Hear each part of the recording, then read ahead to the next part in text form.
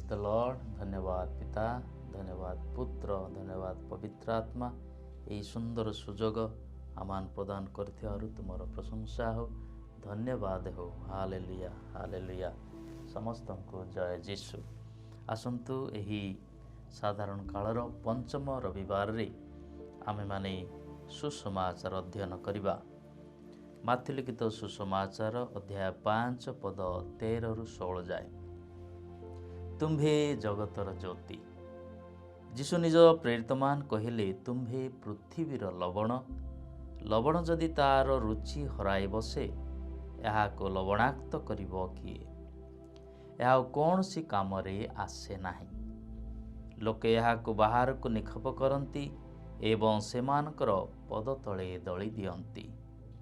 तुम्भे जगतर ज्योति। पहाड़ उपरे निर्मित नगर आगोचर कदापि रहे नाही। दीप जाली केही ताहाकु माण तले स्थापन करती नाही, बरं ताहांकु रुखारे रखती, जेपरि घरर समस्तंक पई यह आलोक देई पारिबो। सेहीपरि तुम माने ज्योति मनुष्य मानक सम्मुखरे प्रकाशित हेउ, जेपरि से माने तुम्हानकर सत्कर्म दर्शन करी स्वर्गस्थ पितांकर महिमा गान करिवे। यह प्रभु श्रीकृष्णଙ୍କର दिव्य सुसमाचार।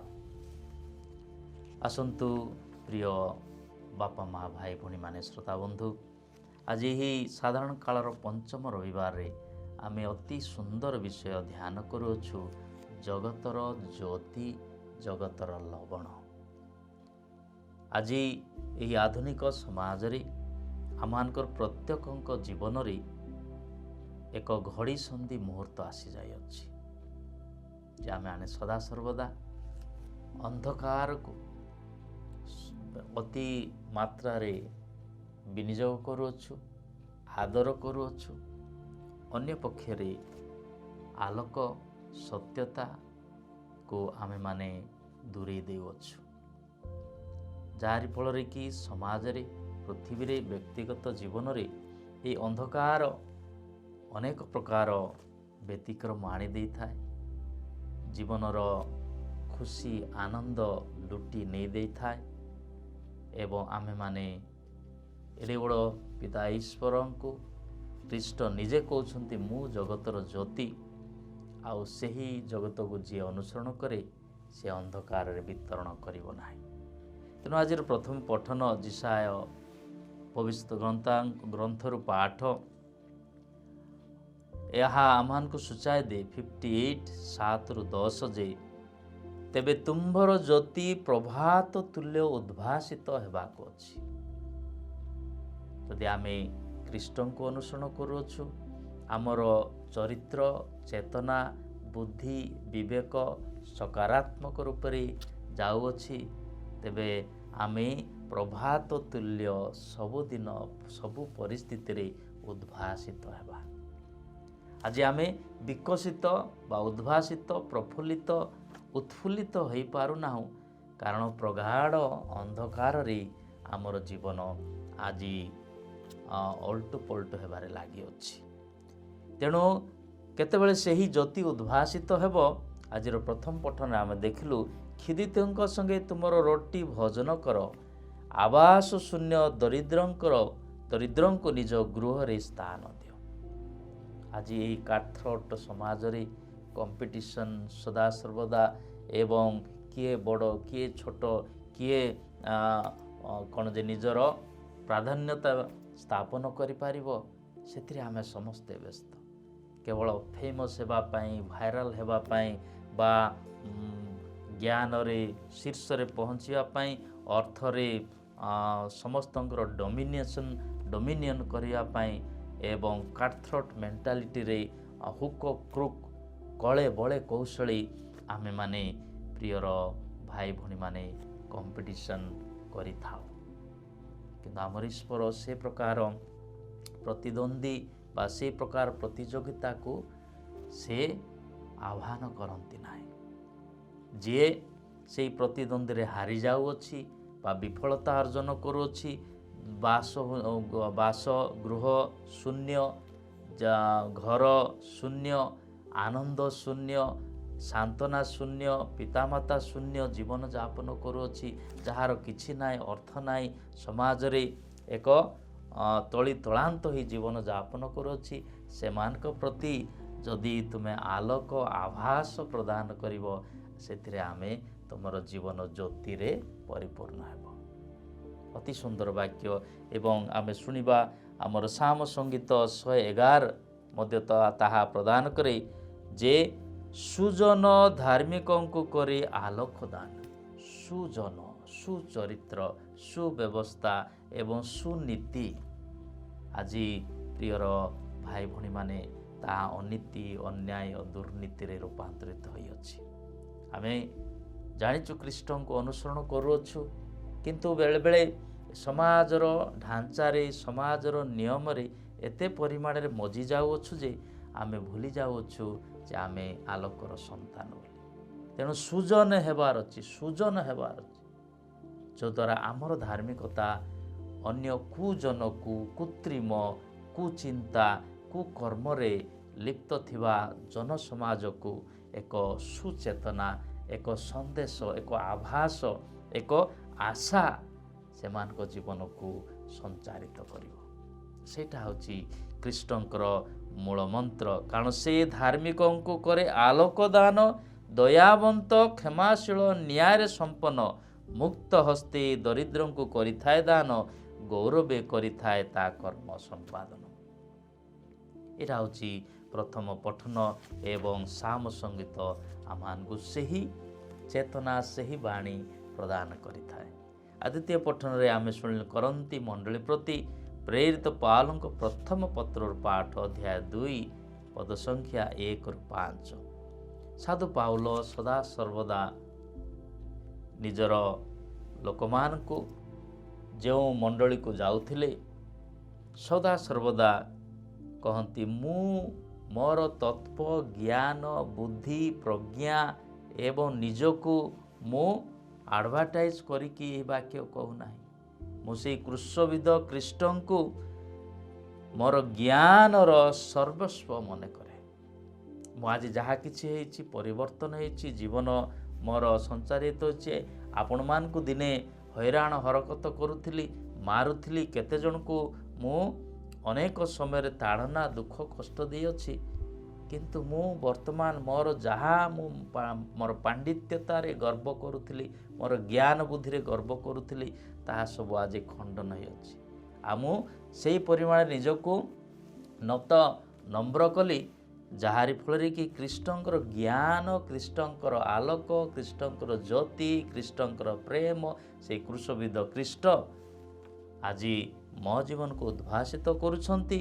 ତେଣୁ ଭାଇମାନେ, ମୁଁ ବାକ୍ ଚାତୁରୀ ଦ୍ୱାରା ମୋର ବାକ୍ୟ ସୁନ୍ଦର କହୁଛି ଏବଂ ଅନ୍ୟକୁ ଆକୃଷ୍ଟ କରିବା ପାଇଁ କହୁନାହିଁ। ବାକ୍ ଚାତୁରୀ ଦ୍ୱାରା ନୁହଁ, ବା ଦେଖାଇବା ପାଳରେ ନୁହଁ, ଉଦ୍ଦେଶ୍ୟମୂଳକ ନୁହଁ, ବରଂ ଯାହା ମୋତେ ଈଶ୍ୱର ଧାର୍ଯ୍ୟ ଭାବରେ କହିଥିଲେ ତାହା ତୁମମାନଙ୍କୁ ପ୍ରକାଶ କରୁଅଛି। ସେଇଟା ହେବ ସବୁ ଖ୍ରୀଷ୍ଟିଆନ ମାନଙ୍କର ମୂଳ ମନ୍ତ୍ର। ଭାବପ୍ରବଣ ହୋଇ ନୁହଁ, ନିଜର ପାଣ୍ଡିତ୍ୟ ଅର୍ଜନ ବା ଦେଖାଇବା ପାଇଁ ନୁହଁ, ବା ଛଳନା କରି ଯେ ଆମର ବାହ୍ୟ ଆକାରରେ ପବିତ୍ର, ଅନ୍ତଃକରଣରେ ଅପବିତ୍ର, ସେ ପ୍ରକାର ଆଚରଣ ଉଚ୍ଚାରଣରେ ନିଜକୁ ଗୌରବାନ୍ୱିତ କରିବାକୁ ହେବ ନାହିଁ। କ'ଣ କରିବାର ଅଛି? ନିଜେ ଯାହା କହୁଅଛ, ଉଚ୍ଚାରଣ କରୁଅଛ, ନିଜର ଆଚରଣରେ ରୂପାନ୍ତରିତ କର।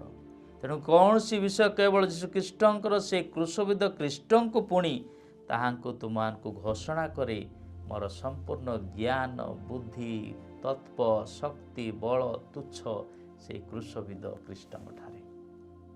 ଆଜି ଜଗତରେ ଆମେ ସେହି ଖ୍ରୀଷ୍ଟଙ୍କୁ ଅନେକ ବର୍ଷ ହେଲାଣି ଅନୁସରଣ କରୁଅଛୁ, କିନ୍ତୁ ଜଗତରେ ଆମେମାନେ ତାହା ଉଦ୍ଭାସିତ କରିପାରୁନାହୁଁ। କାରଣ ଆମେ ସମସ୍ତେ ବ୍ୟସ୍ତ ନିଜର ଗାରିମା ଦେଖାଇବା ପାଇଁ, ନିଜର ବୁଦ୍ଧି ଦେଖାଇବା ପାଇଁ, ସେହି କାର୍ଥ୍ରୋଟ୍ ମେଣ୍ଟାଲିଟିରେ, ଜଗତର ଆଳରେ ଆମେମାନେ ପୂର୍ଣ୍ଣ ଭାବରେ ଲୀନ ହୋଇଯାଇଅଛୁ। ତେଣୁ ଏହି ଜଗତର ଆଳରେ ଯଦି ଲୀନ ହେବା, ଖ୍ରୀଷ୍ଟ ବିକଶିତ ହେବ ନାହିଁ ଏବଂ ଖ୍ରୀଷ୍ଟ ଶୋଭା ପାଇବ ନାହିଁ। ତେଣୁ ଅତି ସୁନ୍ଦର ଏହି ଅନ୍ଧକାର ଜଡ଼ ଏବଂ କୃତ୍ରିମ ଏବଂ ବିକଳାଙ୍ଗ ଦୁନିଆରେ ଆଜିର ସୁସମାଚାର ଅତି ଗୁରୁତ୍ୱପୂର୍ଣ୍ଣ ଯେ କ'ଣ କହନ୍ତି, ତୁମେ ଜଗତର ଜ୍ୟୋତି, ତୁମେ ଜଗତର ଲବଣ। ଲବଣର ପ୍ରାଧାନ୍ୟ ଆମେ ଜାଣିଅଛୁ, ଯଦି ତାହା ତାର ଟେଷ୍ଟ ହରାଇବ, ତାର ସ୍ୱାଦ ହରାଇବ, ତେବେ ଲୋକେ କ'ଣ କହିବେ, ଯଦି ତୁମେ ତାହାକୁ ରୁଟି ହରାଇ ବସେ, ଲବଣ ଯଦି ତାର ରୁଚି ହରାଇ ବସେ, ତାର ଟେଷ୍ଟ, ତାର ଚାହିଦା, ତାର ବ୍ୟକ୍ତିତ୍ୱ, ତାର ଚରିତ୍ର, ତାର କ୍ୟାରେକ୍ଟର ଯଦି ହରାଇ ବସେ, ତାହା ପଦଦଳିତ ହେବ। ତେଣୁ ଆମେ ଜଗତର ଜ୍ୟୋତି, ଆମେ ସମସ୍ତେ ଦୁନିଆ ଜଗତର ଲବଣ। ଲବଣ ତ ସ୍ୱାଦିଷ୍ଟ ହେବା ଅଛି ଆମର ଭାଷାରେ, ଆମର କଥାରେ, ଆମର ଦୃଷ୍ଟିକୋଣରେ, ଆମର ଚିନ୍ତାଧାରାରେ ଅନ୍ୟମାନଙ୍କୁ ଆମେମାନେ ଅନୁପ୍ରାଣିତ କରିବାର ଅଛି, ପ୍ରେରଣାଦାୟକ ହେବାର ଅଛି। ତେବେ ଯାଇ ଆମେମାନେ ଜଗତର ଜ୍ୟୋତି ବା ଲବଣ ହୋଇପାରିବା। ତେଣୁ ଲୋକେ ଏହାକୁ ବାହାରକୁ ନିକ୍ଷେପ କରନ୍ତି, ସେମାନଙ୍କ ପଦ ତଳେ ଦଳି ଦିଅନ୍ତି, ତୁମେ ଜଗତର ଜ୍ୟୋତି। ପାହାଡ଼ ଉପରେ ନିର୍ମିତ ନଗର ଆଗୋଚରରେ କଦାପି ରହେ ନାହିଁ, ଦୀପ ଜାଳି କେହି ତାହାକୁ ମାଣ ତଳେ ରୁଖା ତଳେ ରଖନ୍ତି ନାହିଁ। ତେଣୁ ଅତି ସୁନ୍ଦର ବାକ୍ୟ ଆଜି ଆମେ ଶୁଣିବାକୁ ପାଉଅଛୁ। ଫିଲିପିଆନ୍ 2:15 କୁହାଯାଏ ଯେ ଅନିୟମିତତା ସଚ୍ଚୋଟ ନିର୍ମଳ ବା ଈଶ୍ୱରଙ୍କର ସନ୍ତାନ ଏହି ଜଗତର ଦୁଷ୍ଟ ଲୋକମାନଙ୍କଠାରେ ତୁମକୁ ଉଦ୍ଭାସିତ କରିବ। ତେଣୁକରି ସଦାସର୍ବଦା ନିଜକୁ ସଚ୍ଚୋଟ ନିର୍ମଳ ଈଶ୍ୱରଙ୍କ ସନ୍ତାନ ତୁଲ୍ୟ ରୁହ, ଅନ୍ଧକାର ତୁମକୁ ନଷ୍ଟ କରିପାରିବ ନାହିଁ। ଜହନ 8:12 କୁହାଯାଏ, ମୁଁ ଜଗତର ଜ୍ୟୋତି, ଯିଏ ମୋତେ ଅନୁସରଣ କରେ ସେ କେବେ ହେଲେ ଅନ୍ଧକାରରେ ବିଚରଣ କରିବ ନାହିଁ। ପ୍ରଥମ ଥେସଲୋନିଆନ୍ 5:5 କୁହାଯାଏ, ତୁମେମାନେ ଆଲୋକର ସନ୍ତାନ, ତେଣୁ ରାତ୍ରି ବା ଅନ୍ଧକାର ସନ୍ତାନ ହୋଇ ପାରିବ ନାହିଁ। ଈଶ୍ୱର ଆମକୁ ସେହି ଜ୍ଞାନ ସଚିନ୍ତା ଦେଇଛନ୍ତି। ହିତୋପଦେଶ 4:18 କୁହାଯାଏ, ନୀତିନିଷ୍ଠ ବ୍ୟକ୍ତିଙ୍କର ପଥ ସତେ ଯେମିତି ପ୍ରଭାତର ସୂର୍ଯ୍ୟ ସମ୍ପୂର୍ଣ୍ଣ ଦିନରେ ଆଲୋକ ପ୍ରଦାନ କରିଥାଏ। ଅତି ସୁନ୍ଦର ବାକ୍ୟ ଶେଷରେ 2 କରିନ୍ଥୀୟ 6:14 କୁହାଯାଏ, ଅବିଶ୍ୱାସୀମାନଙ୍କ ସହିତ ସାଙ୍ଗ ହୁଅ ନାହିଁ, କାରଣ ଧାର୍ମିକତା ଅଧାର୍ମିକତା ଏବଂ ଧର୍ମହୀନତା ମଧ୍ୟରେ କିଛି ସମ୍ମାନ ନାହିଁ। ଆଲୋକ ଅନ୍ଧକାର ମଧ୍ୟରେ ସମାନତା ନାହିଁ, ତୁଳନା ନାହିଁ ଏବଂ ଖ୍ରୀଷ୍ଟ ଏବଂ ଶୈତାନ ମଧ୍ୟରେ କୌଣସି ପ୍ରକାର ମିତ୍ରତା ରହିବ ନାହିଁ। ତେଣୁ ଆସନ୍ତୁ, ଜଗତ ତ ସୁନ୍ଦର ବିଳାସ ବ୍ୟସନ ଜୀବନଯାପନ ପାଇଁ ନୁହଁ, ନିଜର ଚରିତ୍ରକୁ, ନିଜର ଜୀବନକୁ, ନିଜର ପବିତ୍ରତା, ନିଜର ଆଲୋକକୁ ଯଦି ବଜାୟ ରଖିବା, ଜଗତ ରୂପାନ୍ତରିତ ହେବ। ଈଶ୍ୱର ଆମ ସମସ୍ତଙ୍କୁ ଏହି ଆପଣ ଯେଉଁମାନେ ଶ୍ରୋତାବନ୍ଧୁମାନଙ୍କୁ ସଦାସର୍ବଦା ଜ୍ୟୋତିର ସନ୍ତାନ, ଆଲୋକର ସନ୍ତାନ ହୋଇ ଉଦ୍ଭାସିତ କରନ୍ତୁ। ସର୍ବଶକ୍ତିମାନ ପରମେଶ୍ୱର ପିତା, ପୁତ୍ର ଏବଂ ପବିତ୍ର ଆତ୍ମା ଆପଣମାନଙ୍କୁ ସମସ୍ତଙ୍କୁ ଆଶୀର୍ବାଦ କରନ୍ତୁ। ଜୟ ଯୀଶୁ।